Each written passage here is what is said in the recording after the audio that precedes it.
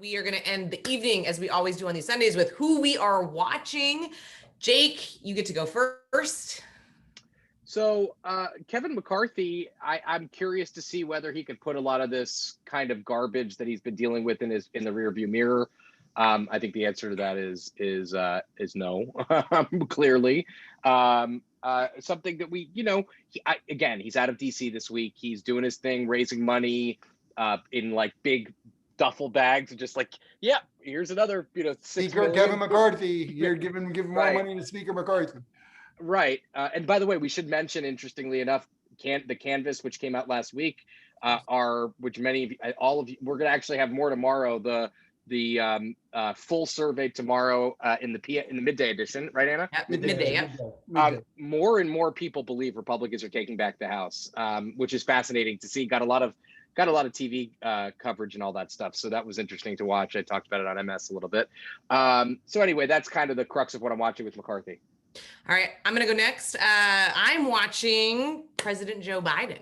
He's been kind of back in Delaware and here doing negotiations, but he's doing his first big international trip. Certainly going to be interesting to see what his posture is, how other nations react kind of in the post-Trump world, who he's looking to get close with and not. He's going to England and to Europe. So definitely something, and does he have any stumbles, right? This is a stage that he's been on for a long time. He's got a ton of diplomacy internationally, but there are some really sticky things in terms of this kind of international tax that they're looking at. I mean, these are going to they're potentially really big wins, but it's going to be a big week for him. And then we end with you, Brez. If you say Chuck Schumer, I'm gonna I'm just predictable. Just because I'm gonna say Chuck Schumer, because you always say it every damn time. Chuck Schumer, I think I'm nailed it for the last. Chuck Schumer now. June and July are crunch time for Schumer. I mean, this is the crunch time. We've been talking about it. We were talking about infrastructure. We're talking about Manchin. Schumer, he's following the Harry Reid playbook. He's bringing up, he's trying to increase the pressure on his moderates to vote to end the filibuster. And if he doesn't get there, where does it go? Where does he go? So, and I do think he gets a win this week on the China bill. And I think it's got problems in the House. Nancy Pelosi doesn't like it.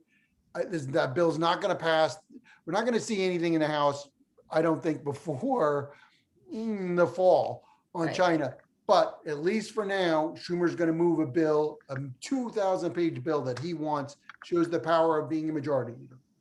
All right, Schumer for John Bresnahan. Someday we'll have an audible. Thank you all so much for different people. I don't think so.